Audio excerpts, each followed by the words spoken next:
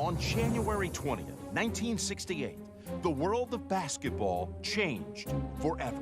The big show under the big top.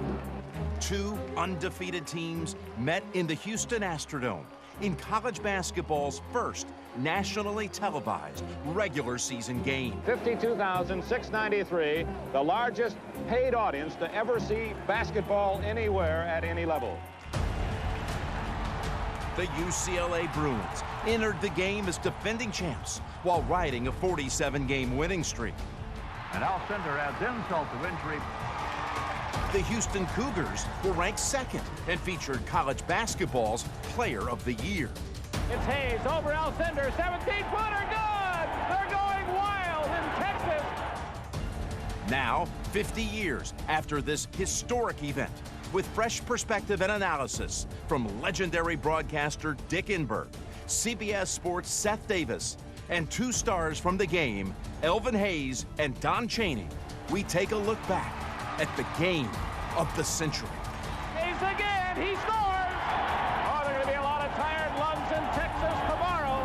CBS Sports Network presents History in the Astrodome, UCLA versus Houston, 1968.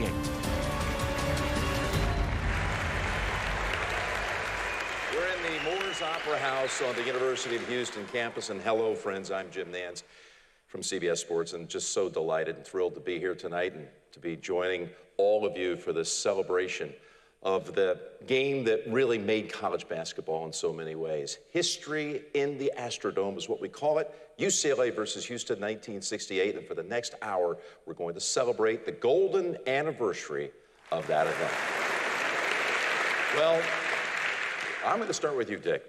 Why was this game so important to college basketball? Well, in many ways, it set the standard and orchestrated what the future was going to be. At the time, there was no national television of the college basketball game, and this was the first time in prime time it was ever carried. And it was the intersection of the great game of college basketball with television growing medium. Just think about it, fans. There was no TV, and now on any given night during the college basketball season, you can watch 25 games. And so this was, to me, historically, the most important college basketball game in history. This was a regular season game, and not even a conference game, by the way. In terms of the competitive nature of that season, it was rather insignificant. So it was the atmospherics, the timing, the two great stars, Elvin Hayes and Lew Alcindor, the UCLA dynasty. People didn't have a chance to see college basketball on their televisions until this game. So this game, I think, in all the sports really transcended the competition in a way that no other game did in any other sport. And so much of it leading in really was about you, Elvin, and Lew Alcindor. Now, we all know he later became known as Kareem Abdul-Jabbar, but we're going to call him Big Lew Alcindor tonight because that's who he was at that time. So much of the focus in the game was about that matchup. He was just a young kid at that time. What was it like for you in the build-up to this? You know, to me, I got to know him when I was a sophomore. We played in an NCAA tournament out there, a regional out there at UCLA. And I was introduced to him. We became instantly kind of good friends. You know, I saw him, he called, we went by his hotel, we hung out, we went record shopping, we went shopping all over.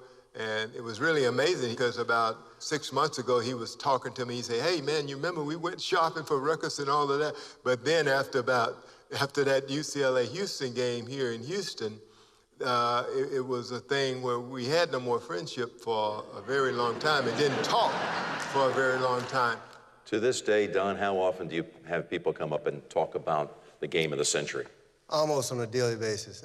I'm just amazed at how many people remember the game, or those who were not there still claim to be there. So. But the scariest thing to me about that particular game was, and I can remember this very clearly, when I was told that the game was going to be held at the Astrodome, the first thing that came to mind was, who in their right mind would play a basketball game in the Astrodome?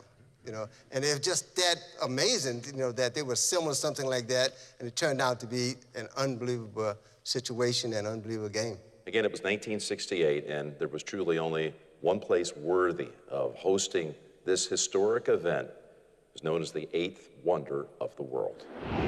The Astrodome, truly the eighth wonder of the world.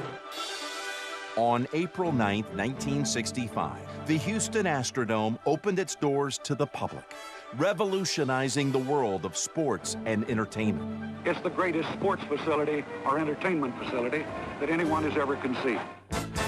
For more than 40 years, the Dome played host to every type of event imaginable, welcoming presidents and preachers, Elvis and Evil, Muhammad Ali, and Billie Jean King. The Astrodome, this big, beautiful stadium, the eighth wonder of the world, the fanfare was just tremendous.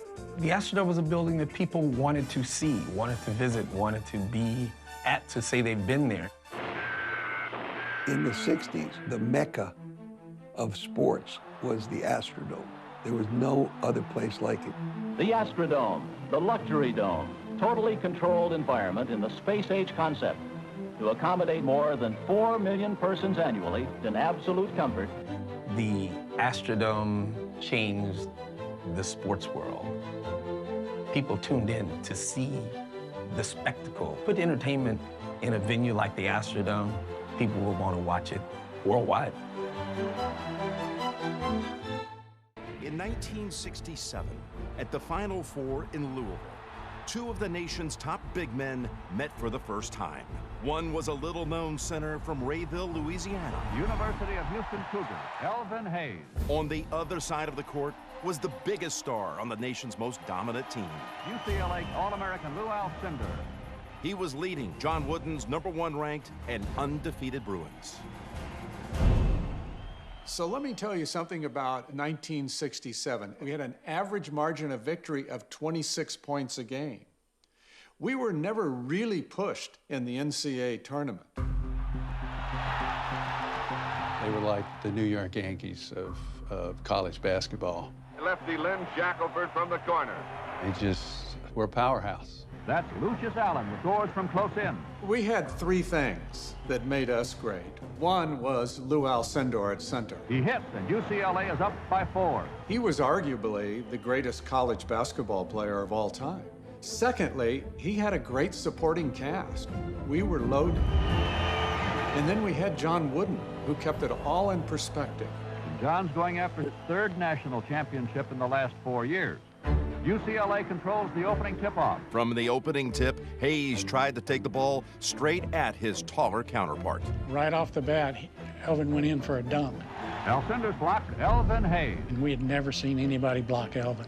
It sent a message real quick that they're here to play. And when you see Lew come out and slap that out, see, that threw us all off. 6'7" Bell shoots, and Alcindor takes it off the board. It was just hard to guard them, and what they did as far as penetration, dishing the ball off, it was tough.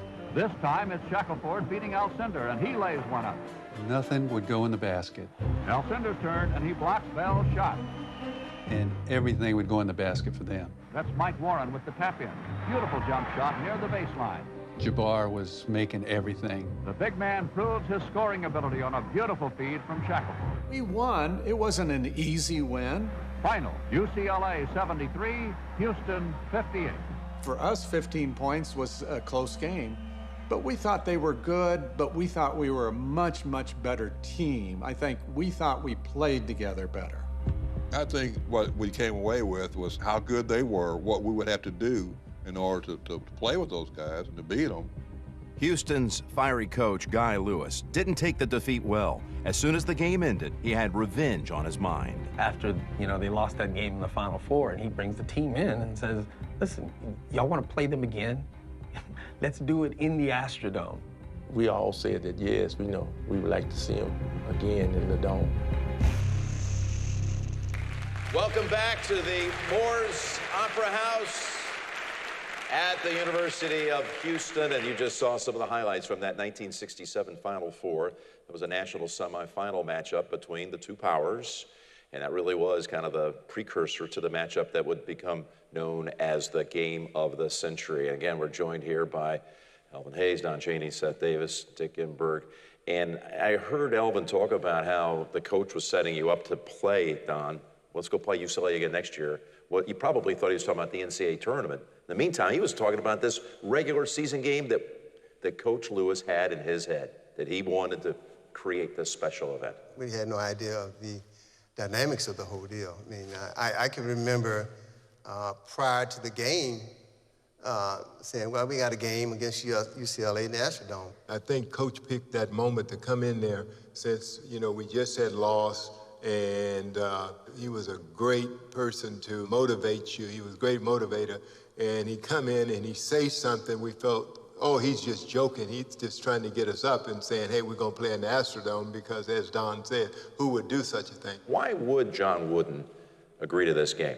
Here's what happened. Eddie Einhorn was a visionary. He saw the value of college basketball on television before any of the networks. He was way ahead. He had little syndicated, TVS was television syndicated, so he would get stations around the country to syndicate to his games on a regional basis. And now he puts together, with Guy Lewis, this big game. He goes into J.D. Morgan, the athletic director at UCLA, and Wooden's saying, no, I don't want to do the game. And Morgan sees the money, and he says, we're going to do the game. They shake hands. Okay, the deal is done. Everyone's happy. And Morgan says, wait, one more thing. You've got to use our announcer. And Eddie Einhorn didn't know me from a broken rim. And he said, who is he? He said, Dick Enberg. He says, is he any good? He said, well, he's done our games for 2 years. And that's how I got the game. My very first national telecast was J.D. Morgan looking at big bucks, and he said, give Enberg a shot. Oh, my.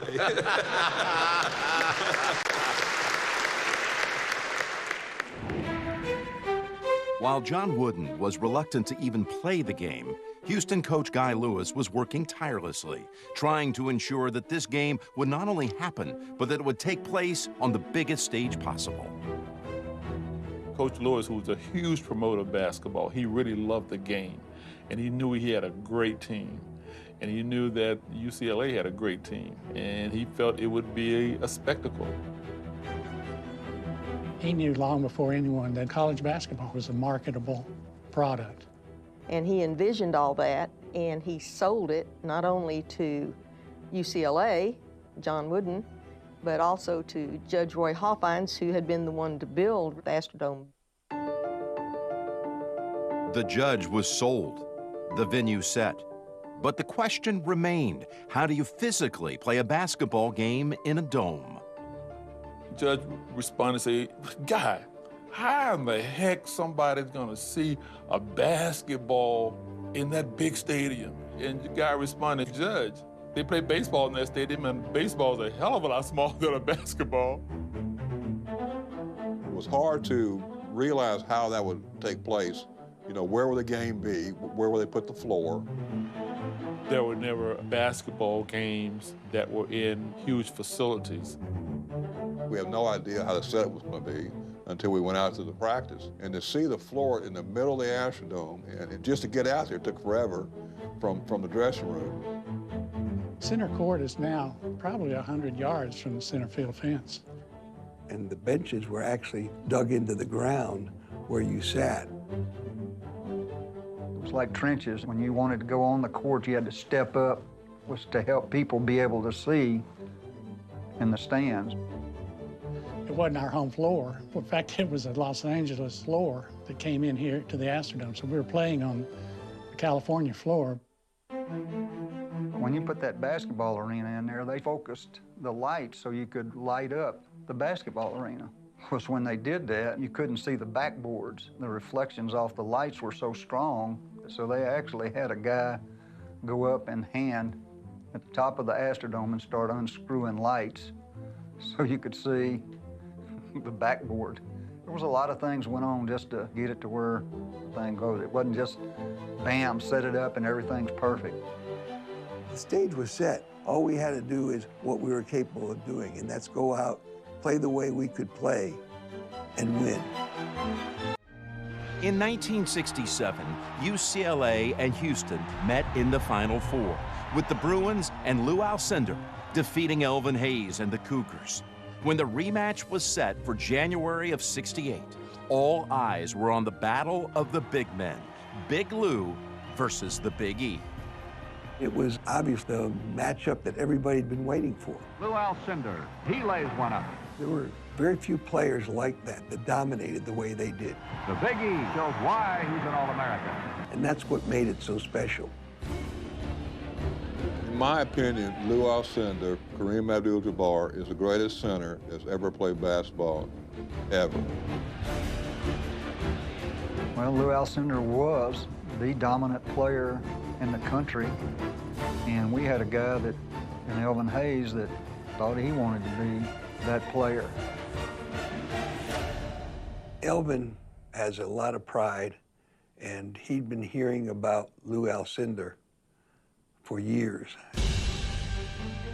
When it came right down to it, he had a chip on his shoulder. You know, here's a guy that got no publicity, no credit for any of his accomplishments, and he had the opportunity on the big stage, and he had a point to prove that night. With the game less than 2 weeks away, the unthinkable happened.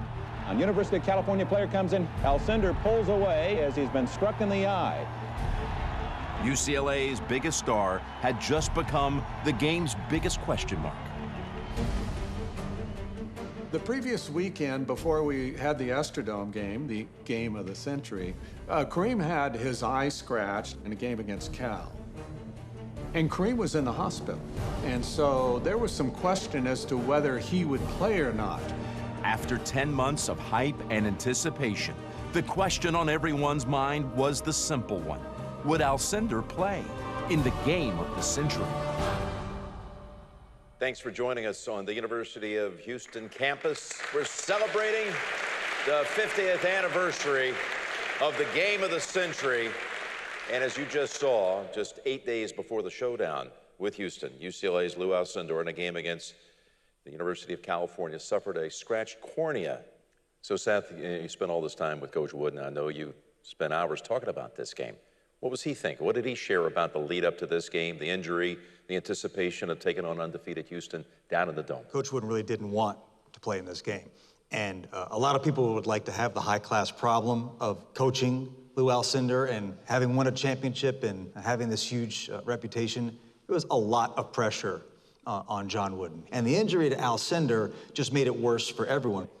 Don, for the Houston Cougar team, though, the injury to Alcindor, did you think in the days leading up, as he was held out of a couple of games before this one, that, you know, we may have this big occasion, this spectacle, and he's not going to be there? What was the team saying? Well, I don't think the injury was that much of an impact on our preparation for the game. We look forward to the game. We thought we were better. So it doesn't matter if he had two eyes or one eye. It didn't really matter. You know, and a lot of teams, when you have an injured person, you say, well, we're going to take an advantage of the injury. I don't think the thought process was there for us. We came to play and we came to win. You ever convinced Elvin that he was not going to play in that game? Did you ever think that was a possibility? You know, it's one of those things that I felt that, you know, he was going to play because the night before at the hotel, I had gone over to his hotel and we talked and visited, and they were talking about how they were going to beat us and come down to this cowboy town and beat us and get on out of here and get back to California. And it was one of those things that, you know, I couldn't wait for the game. And when I went into this game, my main focus was he was the most heralded and most prolific player to ever come out of high school into college. And to me, that night meant to me, and to get an opportunity to play against him, was to take his bright, shining star out of the sky and to replace it with mine. And that's what I really was looking forward to, playing and going head-on-head with him, and for our team to win and for us to be successful. And I don't think that any of us that night thought about, here 50 years later, any other time, that this game would be so profound and on our careers and on our lives as this game was in 1968. Because I think the realization came when we came out of that locker room and those big green doors opened, and all of a sudden it was a reality. And it was like, it's on. And everything that I kind of have waited for and had prepared for it was here, and now go do it. Well, you've just done what we call in the broadcasting business. That's a great tease. That's a way to set up the game. Up next, that first half, we promised, when we come back. For the past 10 months, since the 1967 Final Four, the talk of college basketball had focused on the rematch, UCLA versus Houston. Neither team has lost a game since. It was treated like a prize fight, full of hype and intrigue. 150 stations nationwide agreed to broadcast the showdown. It was staged in the most unique of all settings, the Houston Astrodome. 1 versus 2, the game of the century.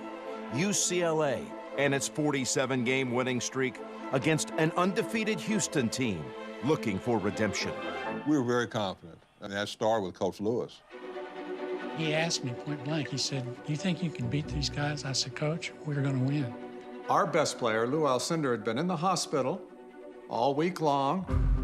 Alcindor was playing with a scratched cornea, injured in a game just 8 days before the showdown.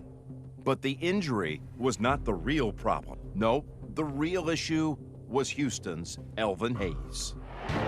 Don Chaney, the quarterback. It is Hayes underneath. He scores. The great Elvin Hayes, the great Big E. Inside Alcindor, fakes, goes up, blocked by Hayes.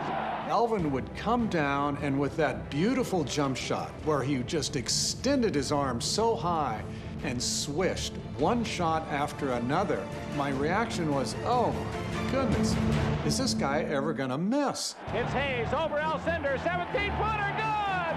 And Gribben off to Hayes, the score. Cougars in front, trying to hand UCLA a major upset loss here in the Dome. Inside Hayes, over Lynn, over Alcindor, scores! The Bruins can't stop Elvin Hayes in this first half. Elvin Hayes is putting on a one-man show. We'd never seen a better half out of any ball player. I mean, he was phenomenal. We've all been to baseball games where you hear somebody hit the ball and there's a roar in the background. Well, that's the way it was with this. Oh, there are going to be a lot of tired lungs in Texas tomorrow. Hayes has 29 tonight in this first half. 29 points and a half against UCLA was unthinkable.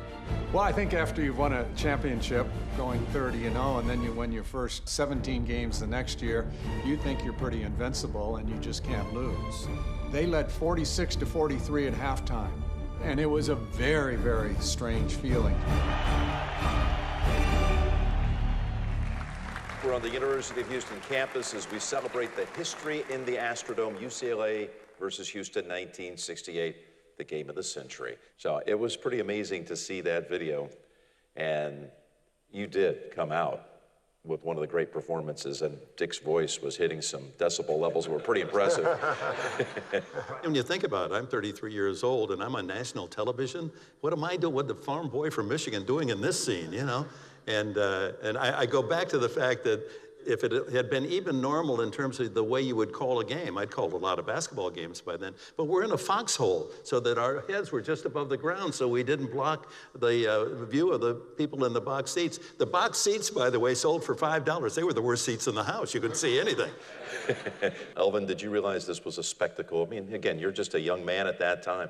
And in my life, I got to live my dream because I got to play at the time the greatest player who had played the game of basketball, Lew Alcindor, Kareem Abdul-Jabbar, that he was that player to me. And it was that moment for me to beat him. And in that game, you know, I was just feeling it. I didn't care where I was on the floor. I knew that I had the shot and the shot was going to go. It was that moment, it was that night, it was that time, and it was Cougar basketball time. The way Elvin played, I mean, it doesn't matter. It didn't matter at all, because Lew Alcindor was a great player, no question about that. And naturally, I'm sure he probably felt that his eye prevented him from doing the things he's capable of doing. But the way he played, it doesn't matter. He played unbelievably well. You know, every player dreams of a night where nothing can go wrong. And it was like that for Elvin. Everything he threw up went in. Alcindor, with one eye or two eyes, wasn't going to stop the man down here with the Big E. Wooden didn't use the word great about his own players. That was not in the vocabulary. But after that game, he said, Elvin Hayes in that first half, that's the greatest individual performance I've ever seen. Welcome back to History in the Astrodome. UCLA versus Houston, 1968. After one half of play, this game and all the hype surrounding it, my goodness, it was living up to all those lofty expectations. That's a rare thing, Dick, as you and I know so many times these big events, they fall apart. But this was 46-43 Houston at halftime. And Elvin, you had poured in 29 points. And UCLA and Lew Alcindor were clearly having fits as Houston was double-teaming him down low. Ken Spain behind him, you in front of him, all that. Before we get to the second half highlights, I'd like to discuss a little bit, Don, I'm going to start with you. The mood in the locker room. You guys went in. He's got this, performance of a lifetime the first 20 minutes of the game. You're up 3, though. You're not up 13 or 30. So what was the mood? Well, I think going into the game, first of all, we had a lot of confidence. So going into the halftime with the lead wasn't a surprise to us because we thought we were better or as good as this team. And so being up, we had a lot of respect for them as a team, but being up, we felt that we were at home and we were rolling, and we had our star really rolling, that we felt we were in driver's seat, and we were where we should have been, actually. We talked about Alcindor, the eye injury, but you believe, Elvin, that the way that Guy game planned against Lew had so much to do with the fact that he had a 4 for 18 performance from the floor that game. Yeah. Tell us what you guys did. Well, you're talking about a guy who is 7'4", and what we tried to do is, if I was guarding him down low, then we would have Ken Spain coming over me to intimidate the shot because he had never had anyone to really challenge him like that. With a great scorers, you don't really stop great scorers. What you do is you throw off their rhythm.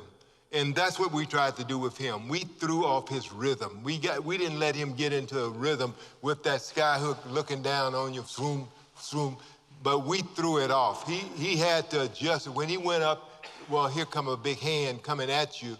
It was a different story now. And I think that's what really made the difference. Seth, what did you think? Well, the thing about UCLA is, during this whole time, especially with Lew Alcindor in the program, they were not used to playing in close games.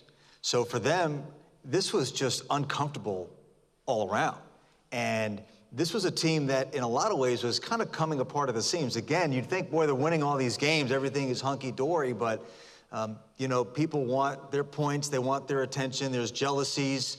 This is a tumultuous time in Southern California, 1968. There's a lot happening externally. So this was a team that was already frayed, and I know that they were not prepared to be this uncomfortable on so many levels, and they're going up against a really good team and a great player who's hot and very well coached.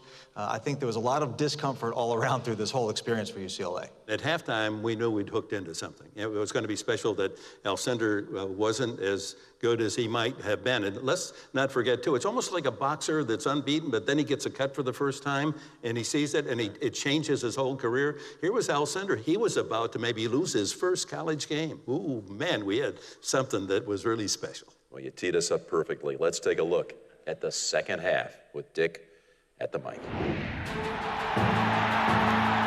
We go to the second half. Dick Enberg and Bob Pettit at courtside. Of course, Elvin Hayes with that fantastic first half of play, officially with 29. Inside Alcindor, Bakes goes up, blocked by Hayes. With Lew Alcindor being dominated by Elvin Hayes, the Bruins needed a change. Our best player, Lew Alcindor, had been in the hospital all week long. He was out of shape.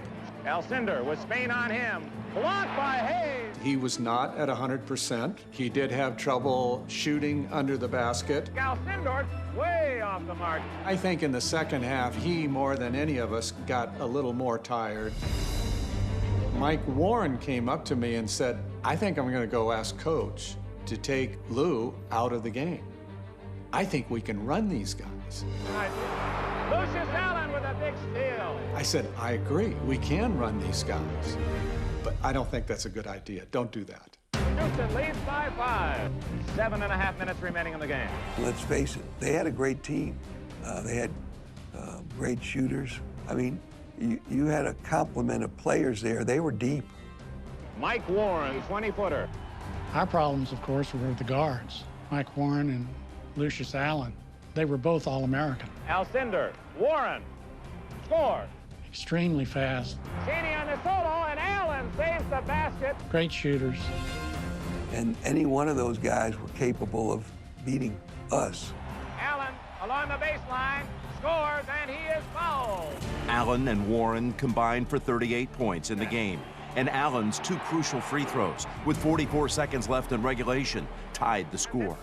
Lucius Allen tied the game up 69-69, and then we had the ball. Lee to Hayes, blocked by Nielsen, but he fouled him in the process. You know, Elvin is a good free throw shooter, but when you're in a situation like that, you're tied going into the last half minute or less of the game. That's a lot of pressure.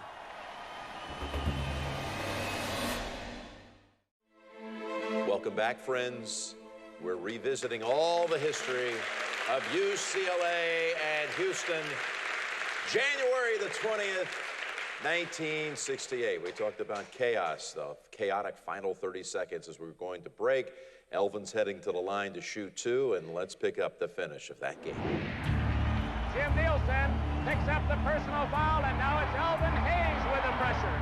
Elvin had to make these 2 shots, you know. We needed them. Hayes steps to the line. He has already accounted for 37 of Houston's points.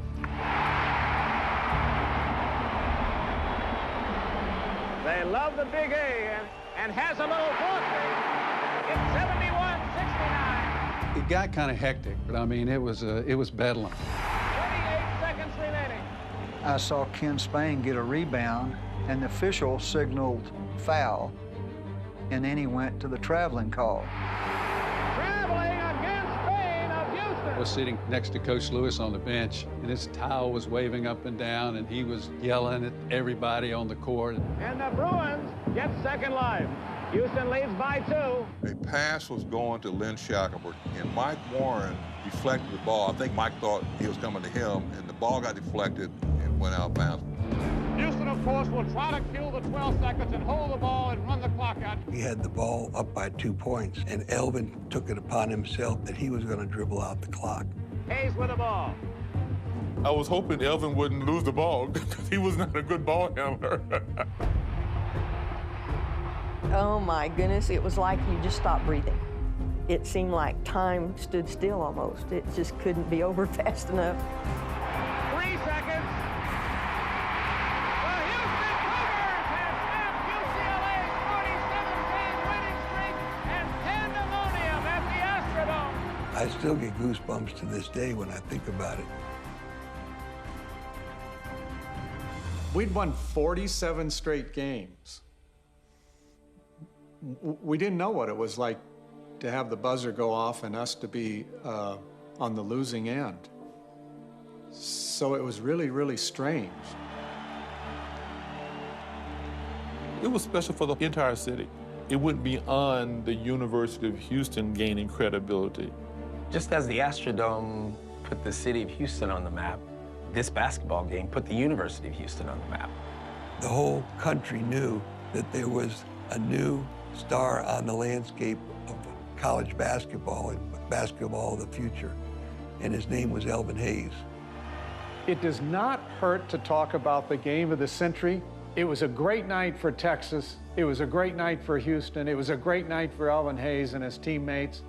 And of course, the fact that college basketball could become a money-making sport, that was discovered that night.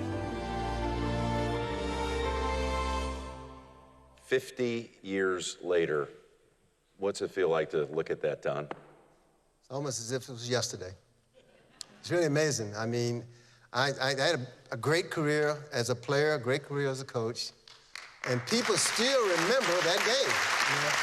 You know, I'm remembered for playing in that game. Yeah. You know, people just won't forget. And for you, here we are on this milestone anniversary, Elvin.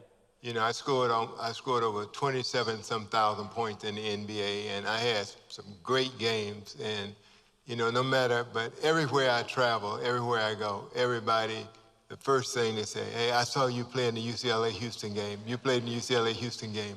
And that game, it totally shadowed everything that I did in pro basketball, even after I left U of H. But now the only part I would cut out of that film is that last few 3 seconds with me bound up. You know, every time, you know, no matter how many times that I see this basketball game, I say, why don't somebody get the ball from him? How did he get it? Because, you know, there's Jabbar there, there's all around. All they had to do is get it and put it right in. And I was so glad to get that ball to George Reynolds. And that was the worst part of the game for me. Game of the century, it lived up to it, didn't it, Sam? You know, by the time you got to the game, calling it game of the century almost felt like an understatement. And I know that, Dick, you've talked about, you know, what would have happened if UCLA had won by the margins they had been winning by, or even won by a close margin. The fact that Houston won, to me, not just because I'm here and I want everybody to like me, but was really the coup de grace of this event. It was the arrival of the sport, the perfect situation, and the perfect outcome. Yeah, it was a perfect storm. And Elvin Hayes, a great player, the player of the year, has his greatest game. It's a great game, too. It's a 2-point game right down to the final seconds. You can't ask for more than that. And in the years that I did UCLA games, 9 years, they won 8 national championships. I was pretty good. That when they lost, it was such a big event. And in a way, even though my association was with UCLA, as you left that night, he said, wow, that was about as great as it'll ever be. Because all the points, as you say, the perfect storm, big game, big crowd, first time ever televised nationally a college game, and then to have this remarkable, magical performance by Elvin Hayes in Houston winning. Well, to ask Don and Elvin what it felt like to, here we are on the 50-year anniversary, what's it like for you to listen to your call at the end? I think you can't argue with any announcer in that situation for me. I think my voice was up an octave right from the very start. You just had a sense, you know, you can feel it. You've been at big games where you just feel it's going to happen. This is going to be a great game, and it did indeed live up to being the game of the century. And a lot of people want to say 1979, Magic Johnson against Larry Bird. I did that game too. No, this was the game that catapulted basketball into the outer spaces.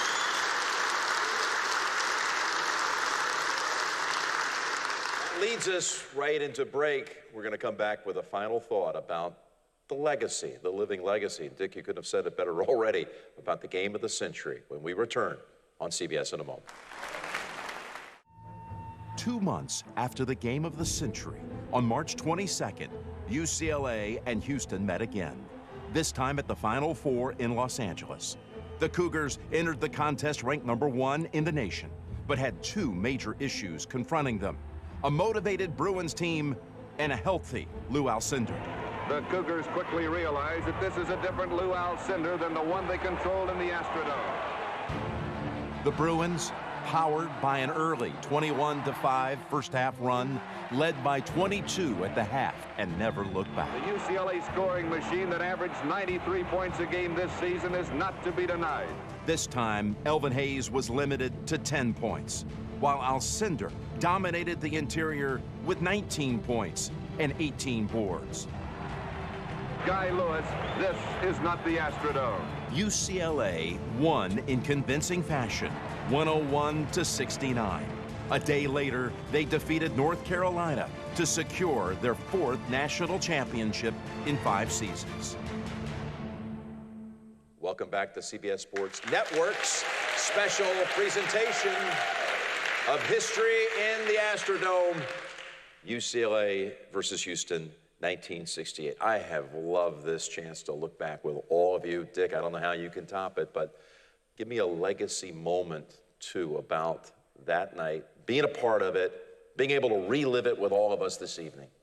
When the game was over, I interviewed John Wooden. He was very gracious and in defeat, as he always was. And then I didn't want to leave the Astrodome. I said, how do I get up to the very top level of this stadium? So someone kindly took me up an elevator, and I kept climbing up steps, and I finally got in one of those suites, and I looked down on the scene. And at the time, I thought, this was really a dream. This was a beautiful dream, and how lucky we are, how privileged I was to be part of something so incredibly great. Seth, what is the legacy of this game? Well, you know, someone I've covered college basketball now a quarter of a century, so the popularity of college basketball on television literally feeds my kids. And I think of this game, and I thank this game for being able to do that, for showing the country and the world what a beautiful game this is, to see young kids in the prime of their life, coming of age as young men in the most intense, pressurized situations, coming through, being happy for each other, being a team, being a family. To me, it's everything that's great about sports and college basketball, and this is the game that did it. Don? I look at this game as the game that really put the Cougars on the map and the city of Houston. What a great game to be nationally televised, and the first one. And people have a tendency always to remember the first. And I think that's one of the reasons why it's been implanted in all our minds that, you know, forget this game, because it was a great game and the first. So, Elvin, this is the old Houston Post headline on January 21st. It says, Hayes scores 39, Alcindor 15, Cougars upset UCLA 71-69. What will you always remember about being such a vital part of that night? I remember that we had a University of Houston basketball team that ended the season with the winningest record in college basketball that year in the regular season. That team did not get to leave the Astrodome and go and play in the NCAA Finals. But one thing that I always can remember is that we won a game. We won history that night. And UCLA, no matter how many championships they won, they never could get history back.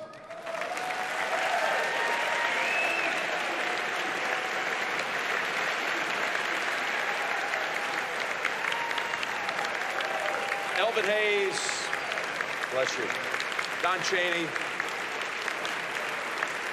Seth Davis, Dick Enberg, the 68 team, come on up here. Come on up here, guys.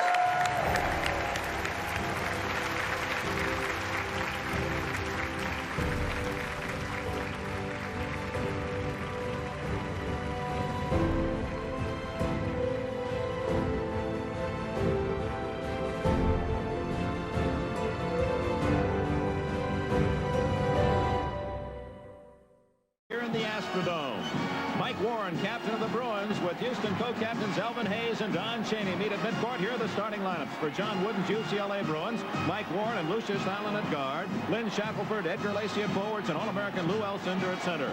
For Guy Lewis's Houston Cougars, it's Don Chaney and George Reynolds at guard, Theodis Lee and Elvin Hayes at forward, and Ken Spain at center. 5 minutes gone in the first half. UCLA 8, Houston 7. It's the Bruins in blue of the ball. Mike Warren and Lucius Allen in the backcourt. Allen, number 42, off to Warren. On the side of Shackelford. Into Alcindor. He goes up. He scores. All-American Alcindor's first bucket of the game. UCLA leads it 10-7. Houston setting up the offense. Don Chaney, the quarterback. Number 24 in white. 6'5" guard. On the side. It is Hayes underneath. He scores over Edgar Lacey. It's 10-9. Hayes has 5 points. The Bruins in front by 1. Warren with the honors, crosses the timeline. Looking always for Alcindor. How good will he be tonight? Inside Alcindor, fakes, goes up, blocked by Hayes. Hayes with a great block. Spain came down with the ball. This crowd going crazy. Alcindor, and there's Hayes open down court. 20-footer, good! Elvin Hayes blocks at one end, goes to the other end and scores. Houston now leads UCLA 13-12.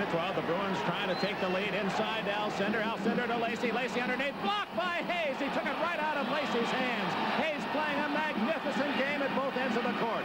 Chaney looking left, right, sets up. Reynolds on this side, up with a 17-foot banker. Good! George Reynolds connects, and Houston now leads by 3, 15-12. Bruins with the pressure on. It's Lacey on the side. Shackelford, good long-range bomber. Too long. Rebound. It's Reynolds with the ball. Here come the Cougars in the lead, 15-12. Always looking for Hayes. Bruins staying in that patented man-to-man defense used by John Wooden throughout his great career. Inside Hayes over Lacey. Good again. The Big E. Elvin Hayes has 9 points. 12 minutes left in this first half in the Astrodome. UCLA brings it up court. Inside Alcindor. That zone collapsing on him. Off to Shackelford. 20-footer. Good. Oh, my, Shackelford with his patented long-range jumper. It's 21-14. Houston in the lead. The battle of the unbeatens here at the Astrodome. Top-rated UCLA, 47 in a row, but that's being challenged by Elvin Hayes, and that's Hayes. Good again. Over the leaping Alcindor. Hayes now scores, and it's 23-14.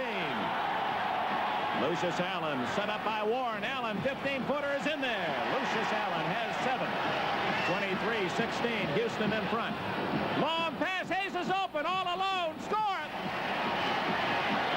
Elvin Hayes slipped behind that zone press and scores. He has 15 points. It's Houston 25, UCLA 16.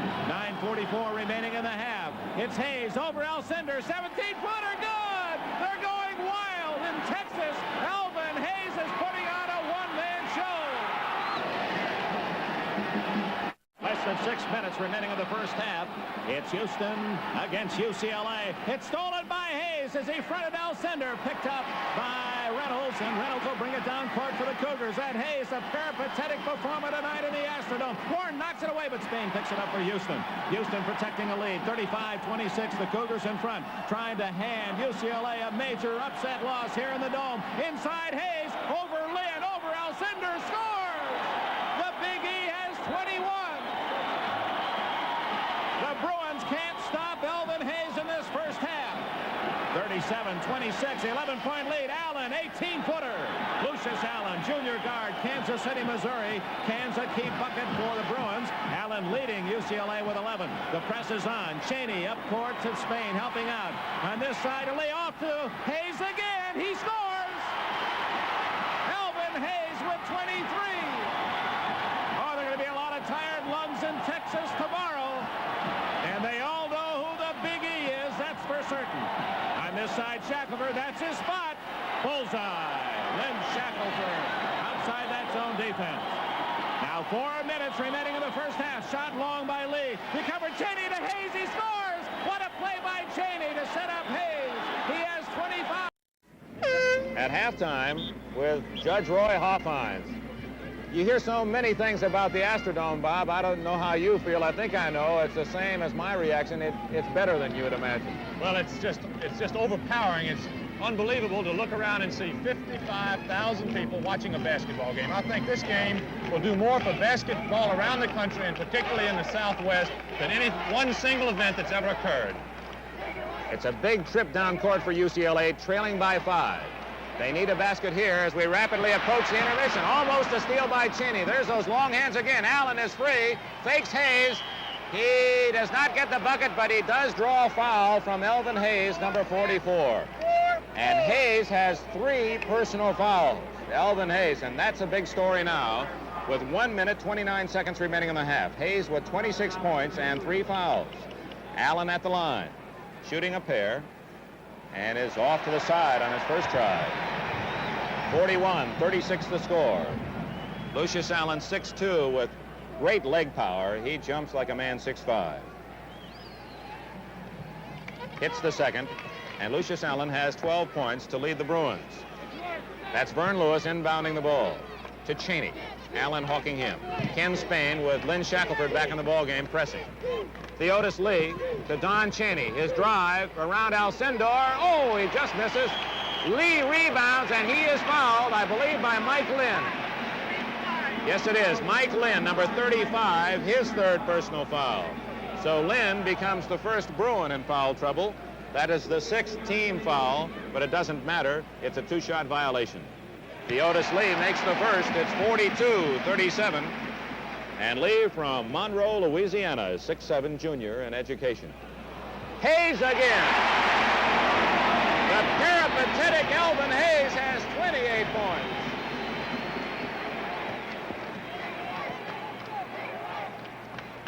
(44-37). That turned out to be a 3-point play, and Alcindor sends the ball around the iron and through. Lew has 9 points. It is 44-39. I think, just to me, it's amazing that Lew Alcindor can even play tonight after what he's been through the past week with the eye injury, 4 days in the hospital, not playing in 9 days. Guess who? 44 Hayes has 30 points. He's averaging better than 32 a game. We're in the final minute. 35 seconds remaining, and Houston will have the lead at the intermission. Shackelford, 15-footer. Like dropping a rock down the well. 27 seconds remaining in the half. It is 46-41. Houston hanging on to a 5-point lead. Ken Spain pressured in backcourt by Alcindor. Lewis with Warren on him. They may be running out of time, and the forced pass goes out of bounds. So the Bruins, with 14 seconds remaining, have a crack at the last shot of the first half. Shackelford. Warren, 9 seconds. That's Allen, 20-footer. Good by Lucius Allen with 4 seconds remaining. 2 seconds, 1 second. There's the horn. That's the end of the first half of play. With the score, Houston 46, UCLA 43. We'll be back in a moment with our exciting halftime show. In some international races, if you... Heads Up by Gillette. We go to the second half. Dick Enberg and Bob Pettit at courtside at the Houston Astrodome. Over 50,000 fans. When we get a moment, we'll bring you the individual statistics in the first half. Of course, Elvin Hayes leads all scores for that fantastic first half of play, officially with 29. And the Cougars, leading, come up with the ball on the opening tip.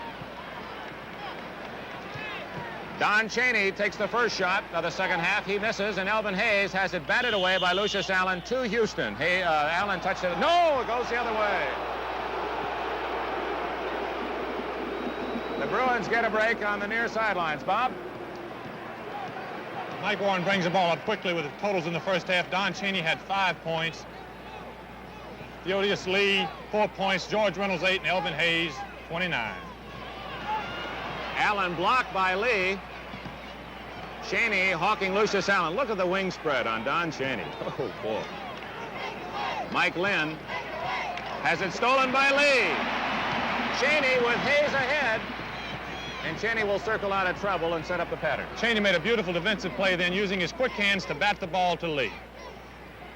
Intimidated by Alcindor, Reynolds way off the mark. Here come the Bruins. Warren with a dribble. Houston hustling back on defense all night long. Warren has Lynn in the corner. Alcindor underneath. Allen on the point. Allen lays off to Warren. Free 20-footer. Mike Warren scores for the Bruins, and it's 46-45. UCLA scoring in the first half. Lew Alcindor, 9 points. Mike Lynn, 4. Lucius Allen, 16. Mike Warren, 4. And Lynn Shackelford. Alcindor again making his presence known, Bob. And UCLA trailing by 1 point. 46-45 has the ball. Shackelford. Alcindor with Spain on him. Blocked by Hayes, way above the bucket. Warren blocked again by Hayes. And Hayes comes up with a ball. Oh, a superb defensive performance by Elvin Hayes. And listen to the Texans. I think the Texans like their Big E. If you love basketball, you have to admire his great talent. He misses on the shot. Spain fighting for the rebound and gets it. Spain to Reynolds. 20-footer. Bingo. In the first half, Ken Spain didn't score 1 point, but he got 6 big rebounds to lead the Houston team. 48-45, Cougars by 3. Warren to Lynn on the high post, looking for Alcindor. Lynn's shot is way short. Reynolds to Spain. And the 10 count begins, although the Bruins are not pressing, as Houston worked very effectively against the zone press. We'll see whether or not Coach John Wooden will stay with it in the second half. Spain outside. Hayes, 17-footer, banks it in. Elvin Hayes has 31.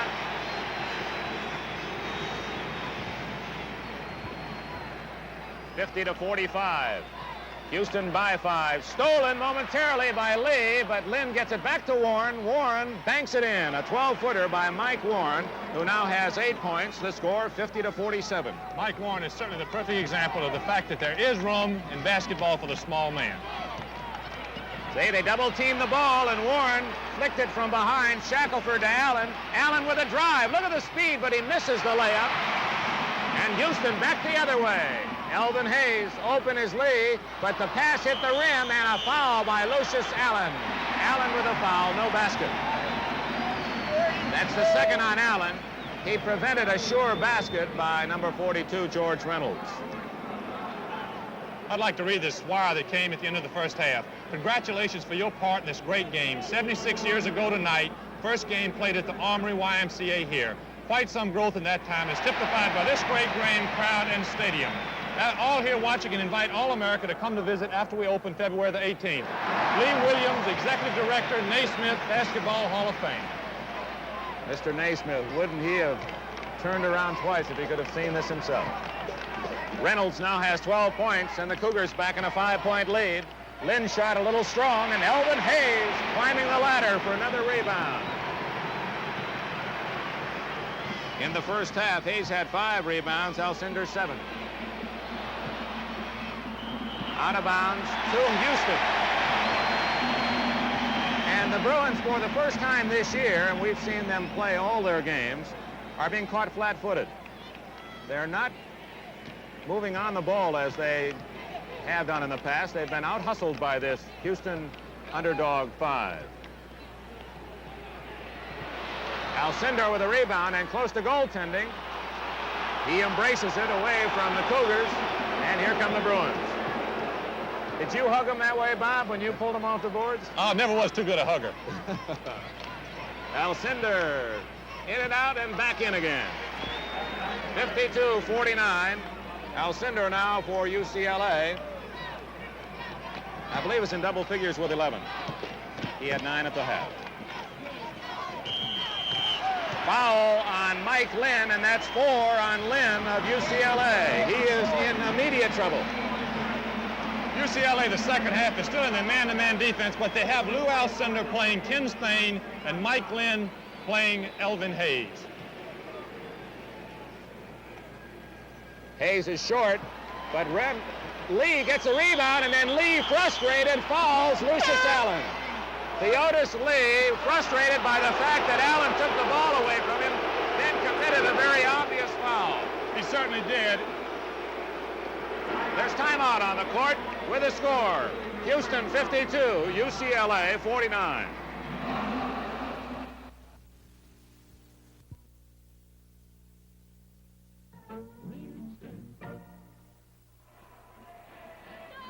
Reminder, Baylor at TCU, West Virginia at East Carolina, Bowling Green at Miami, Oklahoma State at Iowa State. Some of the games you'll see around the country on TV Sports Incorporated. 185 stations. Next Saturday, consult your newspaper for time and station. Remember, for the best in college basketball, it's the All-American Network, TVS. There's the official paid attendance tonight, 52,693, the largest paid audience to ever see basketball anywhere at any level. 52,693. Both teams extremely cold. They've played almost 10 minutes, while UCLA has scored 11. Houston only 8 in the second half.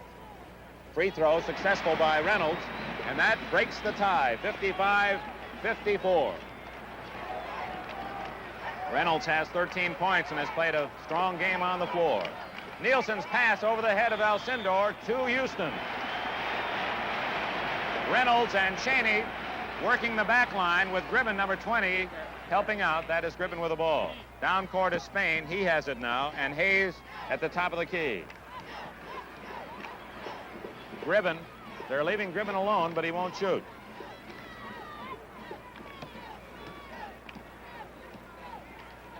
It's the kind of cold shooting, Bob, that I think many people expected at the start of the game, but not in the second half. The big difference seems to be, for Houston, certainly seems to be Elvin Hayes' 4 fouls. On defense, they're hampered because he's scared to try to block the shots, and on offense, he can't follow up and go to the board like he ordinarily does because he's scared of getting that 5th foul.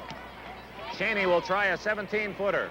And again, Reynolds at home. Cheney has danced 3 shots on the rim, and they've all dropped in for him. 57-54, Houston with a 3-point lead and a little breathing room. Batted by Cheney, and Reynolds comes up with it, and Cheney's big hands come up with another steal. What great basketball talent, these 10 outstanding young men. Elvin Hayes, way off the mark, but Spain is there and misses the layup. A big play for Houston. That would have given them a 5-point lead. And now it's the Bruins to the other end. Lucius Allen hanging for a moment, short. Alcindor dribbles the ball. That's costly, and he's tied up. It was a real big play for UCLA on the other end because Ken Spain had an offensive rebound, was going back up to lay it in, and that once again, to me, shows the psychological barrier that a man like Lew Alcindor presents because Spain was looking for Alcindor and missed the layup. You saw for a moment Coach John Wooden flanked by assistant Jerry Norman and athletic director J.D. Morgan. Reynolds controlling the ball for Houston. 8.5 minutes remaining, and now the time becomes a factor. Neither team has lost this year. UCLA 47 in a row. They have not lost since 1966. Chaney and Reynolds. Reynolds with Warren. Reynolds, too long. Spain's tap taken off by Jim Nielsen, and Nielsen has done an excellent job, although he's not scored. Shackelford will wait for help. That's Gribben on him. Nielsen way outside to Warren. And it's stolen by Chaney again. Chaney on the solo, and Allen saves the basket as he returns the favor, but it will go to Houston. That was a real good example of the speed of these UCLA guards. Don Chaney was by himself, and both Allen and Warren were able to overtake him and deflect the ball. Cougars leading by 3, 57-54. And Don Chaney picking up defensively as Elvin Hayes has had to play more cautiously. Gribben hits the bucket. Tom Gribben with a 17-footer. His first basket, and it's a big one as Houston leads by 5. That was a big basket because Houston must get some outside shooting from Gribben because UCLA is just sagging under on Hayes. Chaney bumping into Lucius Allen has his third personal foul. So Chaney and Reynolds have 3, the 2 guards for Houston. Elvin Hayes, also in the ballgame, has 4. Mike Warren at the line. Check it, it's Lucius Allen stepping to the 15-foot stripe. Kansas City, Kansas boy, drops it in. Allen has 19 points to lead UCLA's scoring. It is 59-55, 7.5 minutes remaining in the game. Chaney to Gribben. He's 6'2", very bright student from Berwyn, Illinois. Chaney from Baton Rouge, Louisiana, the home of Bob Pettit. The pass out of bounds. A big play for the Bruins. Let's see if they capitalize. Let's watch Alcindor underneath as they move into the offensive end. Standing along the baseline. Spain is guarding him man for man. Warren from outside. It's short. Volleyball bats. Shackelford comes up with it. Can't hit the 5-footer. Alcindor finally controls. A lot of contact in there as Alcindor tries to get out of heavy traffic. Allen off to Nielsen. Lucius Allen. Alcindor. Warren scores. Warren with a 10-footer. Assist to Lew Alcindor. It's 59-57. Mike Warren has 12 with 6.5 minutes remaining in the game. Oh, we're glad you're with us from the Astrodome. Over 52,000 fans. In all that was expected, the top-rated Bruins, favored, have had to try to fight from behind all night, and Houston hangs on to that slim lead. 1 basket, Elvin Hayes. The tempo of this game has changed completely. Houston is now slowing the ball down, waiting, being very deliberate. Ken Spain's shot is short. Warren on the fast break. Alcindor takes it away from his teammate, way off the mark. He wanted to hit the glass, but could not. And now Houston, 59-57, they have the lead. Deliberately, the Cougars come up court. That's Don Chaney. Tom Gribben. George Reynolds. Both teams appear a bit tired, and justifiably so. Gribben hanging for a 10-footer. Fine try. And look at that Reynolds come out of the pack with a ball. And great dribbling. Spain scores. Ken Spain, that is his first basket of the night, and a big one, 61-57. Nielsen blocked. Reynolds comes up with it. And the Cougars, with a 4-point lead, have the ball. And 5 minutes remain. Hayes fakes Nielsen. He is fouled by Nielsen. It'll be a 2-shot violation. With that foul, there's a timeout on the court with a score. Houston 61, UCLA 57.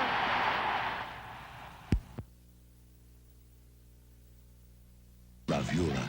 Bravura means brave, so have courage. From the Astrodome and Dickenburg, Bob Pettit sending along our best wishes wherever you may be this evening and whoever you're rooting for. Bob?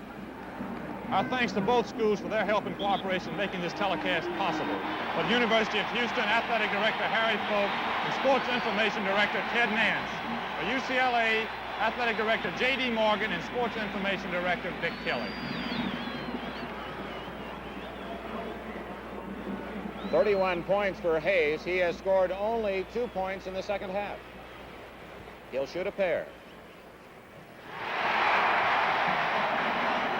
There are going to be a lot of tired Texas lungs tomorrow as Hayes gives this big crowd something to cheer about, converting both free throws. The Bruins now with 4 minutes and 58 seconds remaining in the game, trail by 6, 63 to 57. Alcindor scores. Lew Alcindor, getting the easy bucket, now has a total of 14. That's one of the first moves I've seen tonight. Lucius Allen with a big steal. It is now 63-61. And the #1 rated Bruins have the job well defined at this point. Gribben off to Hayes, who scores. Hayes has 35. It's 65-61. Theodis Lee at the scorer's table. He'll be checking in shortly. Jim Nielsen to Alcindor, who does not shoot. Nielsen will take the 10-footer and dribbles it in. Jim Nielsen has his first points of the evening. It is 65-63. Cheney to Gribben. Shackelford chasing. Gribben misses the layup, and the Bruins have the ball. Nielsen gets it for UCLA. 65-63 with less than 4 minutes remaining. That's Warren. It's short. Warren gets his own rebound. He's fouled by Gribben. Fouled by Gribben, his first, and in comes number 40, Theodis Lee. Slim Lee, 6'7", from Monroe, Louisiana. He replaces Tom Gribben, so the Cougars come up with 5 more inches on the backboards as Lee is 6'7", Gribben only 6'2". Mike Warren cuts the Houston lead to 1. It's 65-64. Both teams have 5 team fouls, so we're close to the bonus. Theodis Lee with Shackelford. And the big guy shows that he can handle the ball. Don Cheney. Lee, 20-footer, short. Lucius Allen out rebounding the taller Houston opponent, batted away. Who's got it? Mike Warren's fast hands come up with it for UCLA. The Bruins, trailing 65-64, have been behind this entire second half. They pulled to a tie once. Timeout will be called by UCLA as they have the ball. With timeout on the court, the score, Houston 65, UCLA 64. Wild root sure makes a man out of a kid. Here are the vital statistics. 3 minutes, 11 seconds remaining. UCLA trails by 1. And Bob Pettit, the Bruins call timeout. What would you expect Coach John Wooden might have told his team? Well, I would suspect Coach Wooden told him that there's plenty of time left in the ball game. Take only a good shot, and if possible, work the ball into Lew Alcindor down deep. Reminder to stay with us after the final gun, as we'll be chatting with both coaches and their 2 great stars, Elvin Hayes and Lew Alcindor. That's immediately following the end of this game here on TVS. The Bruins trail by 1 and have the ball. Let's see if they'll work a pattern here. Most of their offense is an ad-lib offense. They do get it to Alcindor, and he is fouled by Ken Spain, the center for Houston, who has his second personal foul. Alcindor is the man to foul if you're playing against him, because he is the poorest, at least statistically, the poorest free throw shooter for UCLA on the year, hitting just under 62%. But he's right down the middle with that one, and we have a new ball game. 65-65, 3 minutes exactly remaining in the game. Allen tipped it, but it's controlled by Houston. Cheney to Reynolds. And now the Cougars safely in the offensive end. There's so much tension in this auditorium, in this Astrodome, you can cut it with a knife. My goosebumps have goosebumps. Elvin Hayes on the far side of the lane. And the Cougars now, with a tie ball game, are going to make sure they get a good shot. That's Reynolds. There's the man they want to get it to. It's Hayes, 15-footer. Elvin Hayes, cheered on by Coach Sky Lewis, has the Cougars back in the lead, 67-65. Hayes has 37. Nielsen, hawked by Cheney. Warren, 22-footer, in and out. Hayes with a rebound. The Big E.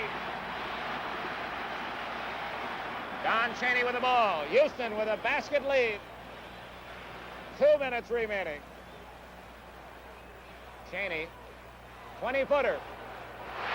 Don Cheney brings the Texans out of their seats. It's 69-65.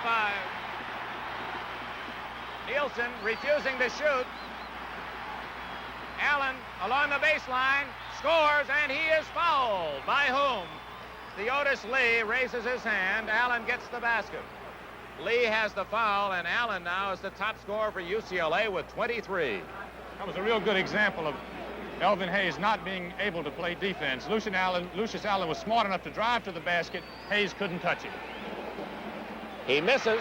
Alcindor can't get the rebound, but Allen does. So the Bruins get a basket and the ball out of that free throw situation. Warren, hawked by Cheney. Nielsen is the man they're leaving alone. Allen, 15-footer, way short. And Hayes gets the rebound. Look at him hug the ball. 1:20 remaining in the game. We near the final minute.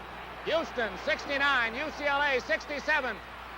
It is taken by the Bruins, but it hit the backboard. Coach John Wooden off his seat, encouraging the Bruins and not liking the call. Timeout, Houston. Timeout on the court with a score. Houston 69, UCLA 67.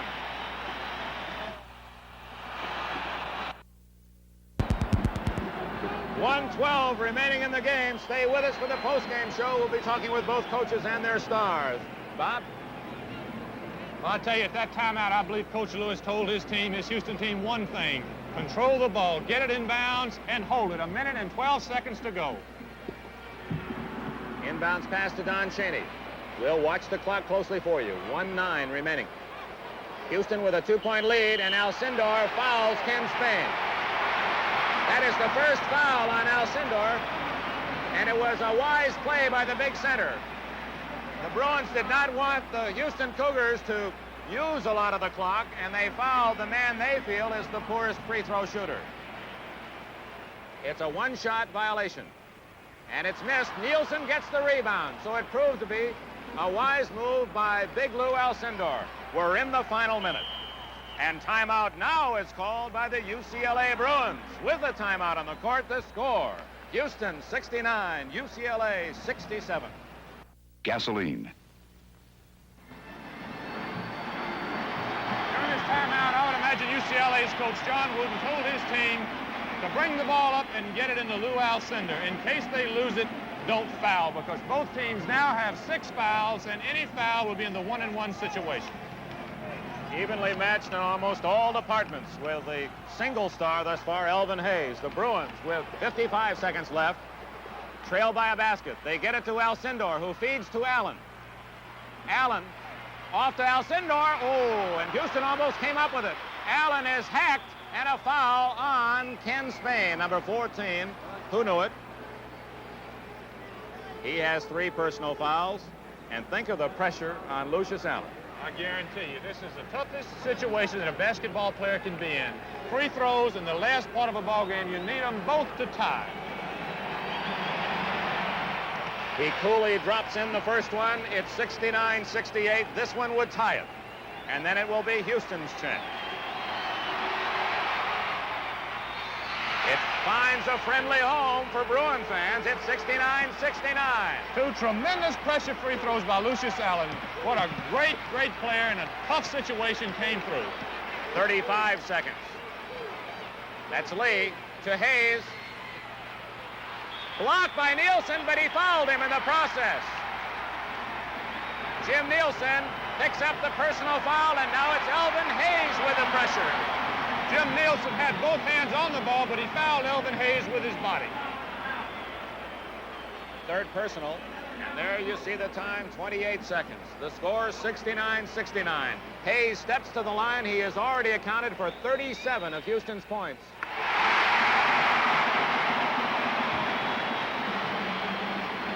They love the Big A, and he has broken the tie and has a little frosting. It's 71-69 with 28 seconds remaining. 25. Traveling against Spain of Houston. The Cougars had come up with a ball, but Spain skidded to a stop, and the Bruins get second life. Shackelford, 19 seconds. Allen, 17 seconds. Houston leads by 2. Oh, Warren deflects it away from Shackelford. It'll go to Houston. And that could be the ball game. Timeout, Houston.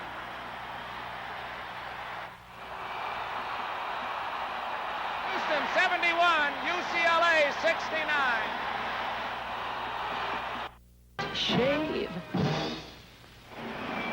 Houston, of course, will try to kill the 12 seconds and hold the ball and run the clock out. UCLA must gamble. They must press. They're 2 points down with 12 seconds to go. Hayes with the ball. It's the Hound and the Dogs. 3 seconds. The Houston Cougars have snapped UCLA's 47-game winning streak and pandemonium at the Astrodome.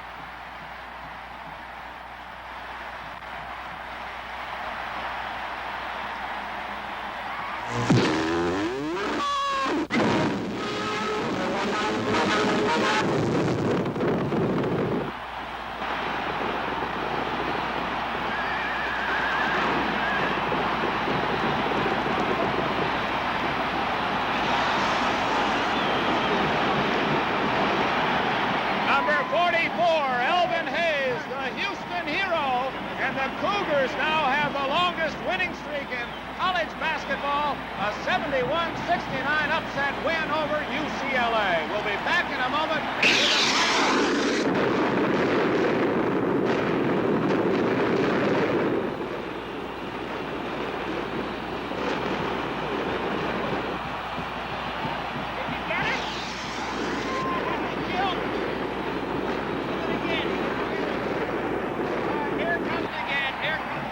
That's the end of the game with a final score, Houston 71, UCLA 69. We'll be back in a moment with a final wrap-up.